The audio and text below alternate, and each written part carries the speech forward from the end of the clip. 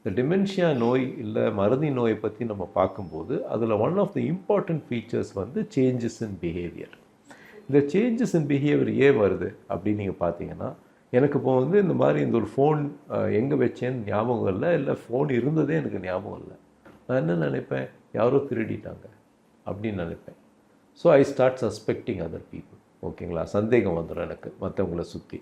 இல்லை எனக்கு வந்து சாப்பிட்டதே ஞாபகம் இல்லை. ஓகே, ஸோ திருப்பி சாப்பாடு கேட்குறேன். அவங்க வந்து இல்லை நீங்கள் சாப்பிட்டீங்க அப்படின்னு வீட்டில் இருக்கிறவங்க சொல்லுவாங்க. ஸோ இவங்கெல்லாம் வந்து எனக்கு அகென்ஸ்டாக இருக்காங்க, எனக்கு சாப்பாடு போட மாட்டேன்றாங்க அப்படின்னு நான் வந்து இமேஜின் பண்ணிக்கிறதுக்கு வாய்ப்பு.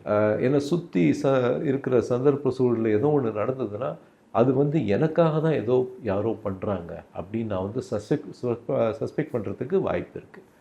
அதே மாதிரி நீங்கள் பார்த்தீங்கன்னா இந்த மாதிரி ஏஜ்னால் அண்ட் இந்த பிரெயின் டீஜெனரேஷனால் அவங்களுக்கு ஹால்யூசினேஷன்ஸ், யாருக்கும் தெரியாதது தெரியறதுக்கு வாய்ப்பு இருக்குது, இல்லை யாருக்கும் கேட்காதது கேட்கறதுக்கு வாய்ப்பு இருக்குது. இதனால் வந்து யாரோ என்னை அட்டாக் பண்ண போகிறாங்க, யாரோ என்னை ஏதோ செய்ய போகிறாங்க, ஏதோ சதி நடக்குது, இந்த மாதிரிலாம் வந்து யோசிக்கிறதுக்கும்